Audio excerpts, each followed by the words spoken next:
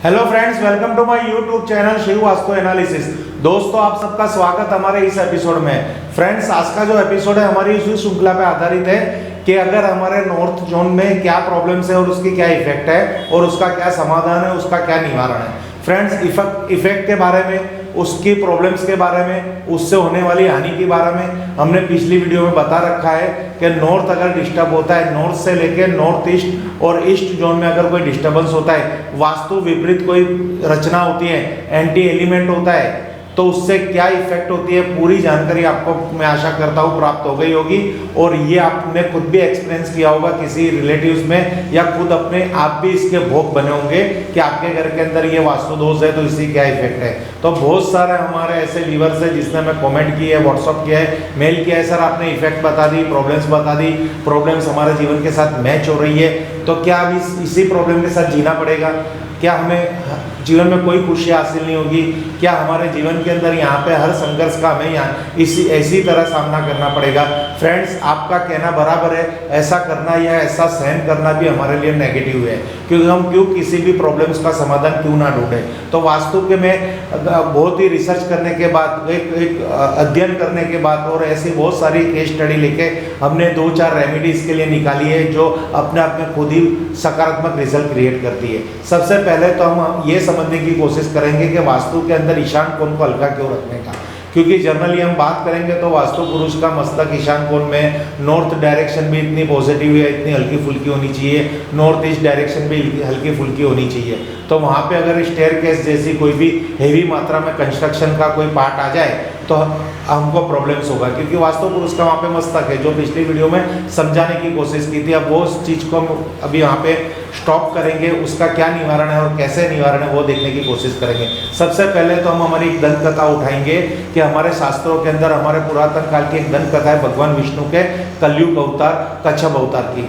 जब देव और दानव के बीच में संघर्ष हुआ था, अमृत प्राप्ति के लिए जो समुद्र मंथन हुआ था, जो पर्वत है उसके लिए जो एक ऐसा कहते हैं ना, एक मंथन किया गया था समुद्र के अंदर कि अगर उस पर्वत का मंथन किया जाएगा तो समुद्र में से बहुत सारी ऐसी अलौकिक शक्तियां हमें प्राप्त होगी, जिसमें से एक अमृत भी प्राप्त होगा। देव और दानव की प्राप्ति का हेतु था मात्र अमृत, पर जब वो मंथन हुआ तो उसमें से बहुत सारी चीज़ें जो हमें प्राप्त हुई, जो आज हम जिस पे हमारा जीवन निर्भर है। सबसे पहले उसमें कहना जाए तो कर्म अनुसार अगर हम बात करेंगे तो वो हम आपको एकदम कर्म अनुसार नहीं बता पा रहे, पर अगर देखेंगे तो उसमें से हमने ऐरावत हाथी मिले, रत्ना मिली, महालक्ष्मी जी मिले, फिर वहाँ पे आपको अश्वमेध, सब कुछ, बहुत कुछ ऐसी चीज़ें हमें प्राप्त हुई, रत्ना माणिक, फिर अमृत, विष, बहुत कुछ प्राप्त हुआ।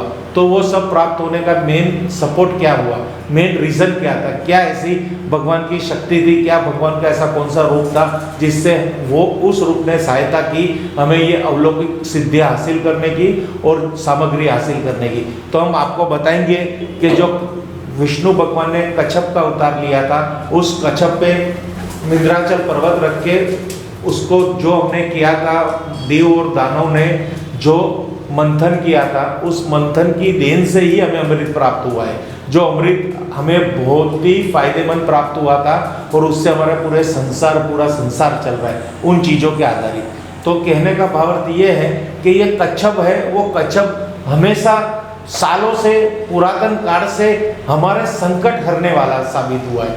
जब देव और दानव के बीच में संघर्ष हुआ था, युद्ध हुआ था, कुछ ऐसी समस्या आई थी कि मंथन करना पड़ा था, तब भी ये हमें सहायता रूप कच्छप अवतार प्राप्त हुआ था। आज भी हमारे जीवन के अंदर जो समस्या है वास्तु रूपी, उसमें भी ये कच्छप की बहुत ही बड़ी सहायता हमें प्राप्त होगी। तो हमें ये क्या करना है कि ये जो कछुए को, ये 2 पीस में ऐसे कछुए मार्केट से आपको परचेस करने हैं, पर ये एक चीज ये होनी चाहिए तब जब ये होने चाहिए, और ये हैवी होनी चाहिए। ये आप देखोगे तो इसके नीचे 15 यंत्र, सिद्ध यंत्र बना हुआ है, 4, 5, 9, 6, 15, 8, 5, 13, 2, 15, कहीं से भी टोटल मारोगे तो 15 होगा, 9, 5, 14, 1, 15। इसी तरह ये 15 यंत्र उनकी कछुआ, और ये देखोगे तो एकदम वजन वाला है, हल्का फुल्का कछुआ नहीं चलेगा। बहुत व्यूअर्स हमें फोन करते हैं, हमने आज कछुआ मंगवा लिया है, फिर हम उनकी पिक्चर मंगवाते हैं तो हल्का फुल्का निकलता है, तो हम उनको कहते हैं मत कीजिए प्रयोग, ये प्रयोग निष्फल जाएगा, आपको कोई फायदा नहीं होगा।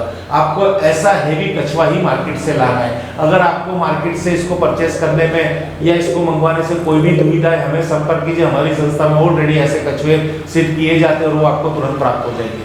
तो ऐसे 2 कछुए हमें नॉर्थ में बनी हुई स्टेयरकेस के लिए, नॉर्थ ईस्ट में बनी हुई स्टेयरकेस के लिए, ईस्ट में बनी स्टेयरकेस के लिए लाना है। यहाँ की जो इनका पहला राइजर है, ये राइजर उसके नीचे 2 कछुए रखने हैं। कैसे रखने हैं, इसकी पूरी एक प्रैक्टिकल वीडियो किसी स्टेट केस की वीडियो बना रखी है। हम क्लाइंट पे घर पे जाके ये कछुए की स्थापना की हुई पूरी प्रॉपर पहले से लेकर अंतिम तक की ये वीडियो हमने ऑलरेडी शूट की हुई है, YouTube पे अपलोड भी की हुई है। उसकी जो लिंक है हमारे इस वीडियो के डिस्क्रिप्शन पे आप जाओगे तो आपको वहां से प्राप्त हो जाएगी और आप इसकी प्रॉब्लम सोल्व कर पाओगे कि इस कछुए की कैसे स्थापना की जाए। तो ये कछुए की स्थापना रिलेटेड वीडियो आपको प्राप्त हो जाएगी, यानी आपके लिए एकदम ईजी हो जाएगा। अगर ये कछुआ कहाँ का लग सकता है, सबसे पहले तो आपको इसको ये देखना है कि आपके वास्तु के अंदर, सबसे पहले तो आपको ये देखना है कि आपके वास्तु में क्या पोजीशन है। अगर आपका रेंटेड मकान है तो वहां पे आप वो स्टेयरकेस को तोड़ोगे नहीं, ना ही उसको पंचर कर पाओगे। अगर आपका मकान बन रहा है तो ये उपाय हो सकता है। कहीं खुद का मकान है, खुद की ऑफिस है, खुद की बिल्डिंग्स है, या खुद की मॉल है, या खुद की दुकान है, ऐसी जगह खुद की ओनरशिप है, तो वहां पे आप थोड़ा बहुत तोड़फोड़ करके ये कछुआ स्थापित कर सकते हो। पर अगर आपको रेंटेड मकान है, वहां पे कोई तोड़ने की परमिशन नहीं है, तो क्या ये उपाय नहीं कर पाएंगे? तो उसके ऑल्टरनेट एक और उपाय है, तो वो उपाय है पिरामिड स्टेयरकेस स्ट्रिप। ये 9 पीस में मिलेगी और ये एक स्टेप पे ये प्रथम 3 या पहले 3 स्टेप पे ये लगाना है, वहां के 3 राइजर में लगाना है। किस तरह से लगाना है इसकी भी एक वीडियो अपलोड की हुई है।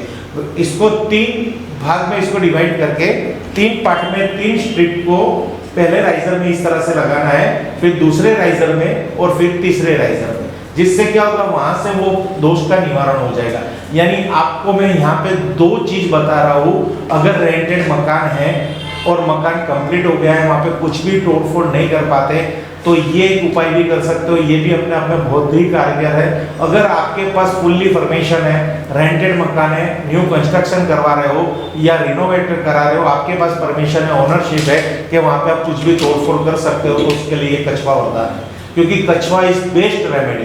हमारा खुद का एक्सपीरियंस है, हमारी ऐसी कितनी प्रॉपर्टी है जहाँ पे नॉर्थ या नॉर्थ ईस्ट में कहीं ना कहीं वेट आ चुका, तो हम इससे इसको डिवाइड किया हुआ है और इसके इमीडिएटली इफेक्ट होगी। क्योंकि अगर वास्तु दोष की असर भी इमीडिएटली होती है तो निवारण की भी असर इमीडिएटली होती है। उसके लिए कुछ वेट एंड वॉच नहीं करना होता, पर श्रद्धा रख के देखना पड़ता है। ऐसा नहीं कि आज हमने पेड़ लगाया और हम आम खाने बैठ जाएंगे, क्योंकि जो नेगेटिविटी सालों से आपके घर के अंदर, आपके जीवन के अंदर आ चुकी है, उसको निकलने में थोड़ा समय जाता है। क्योंकि एक कछुआ ऐसा प्रताप करेगा, ऐसी कृपा करेगा, विष्णु भगवान की ऐसी कृपा होगी कि आपके जीवन के अंदर की हर समस्या सॉल्व हो जाएगी। फ्रेंड्स, ये जो मैंने आपको 2 निवारण बता रखे हैं, ये इजी है, सिंपली है, कोई टेंशन मत लीजिए। स्टेयरकेस है, स्टोर है, हेवी लिफ्ट है या पिलर्स है, कुछ भी हमें कंसल्ट कीजिए, हर किसी का उपाय है। ऐसा प्रॉब्लम्स आ चुकी है तो उसके लिए हमको जीना नहीं, ऐसा नहीं जीना है कि उस प्रॉब्लम्स को हाथ में लेके जीना है, उसको सॉल्व करके लेना है, उसकी प्रॉब्लम्स का निवारण करना पड़ेगा। क्योंकि वास्तु के अंदर बहुत ही सरल उपाय है, बहुत ही वैदिक उपाय है, बहुत ही शास्त्रोक्त उपाय है कि आप उस उपाय को बिना थोड़े बहुत खर्च किए, यहाँ बिना खर्च किए भी ऐसे उपाय है। क्योंकि यहाँ के जो ऐसे उपाय है, अगर जो व्यक्ति खर्च भी नहीं कर सकता, तो यहाँ का आपको एक और बात बता दे रहा हूँ कि वास्तु के अंदर ये पूरा जो वास्तु मंडल है, तो नॉर्थ के अंदर बुध ग्रह है और यहाँ पे है गुरु बृहस्पति और यहाँ पे है सूर्य। अगर आपको क्या करना है, बुध, गुरु और सूर्य की उपासना करनी है। अगर नॉर्थ से लेकर नॉर्थ ईस्ट आपका डिस्टर्ब है, तो आप इन 3 ग्रह की उपासना करा। इसकी भी रिलेटेड में वीडियो नेक्स्ट कल अपलोड करूंगा। आप देखना कि ग्रहों के माध्यम से, एस्ट्रो वास्तु के माध्यम से ये दोष कैसे निकाला जाता है। पहले तो वास्तु दोष का दोष समझने की कोशिश करना, फिर उसका निवारण देखना। अगर पैसा है तो ये थोड़े खर्च वाले निवारण करना, अगर पैसा नहीं है तो ये वैदिक निवारण भी मैं कल आपको बताऊंगा। Thank you friends. Her her Mahadev, her her Mahadev, her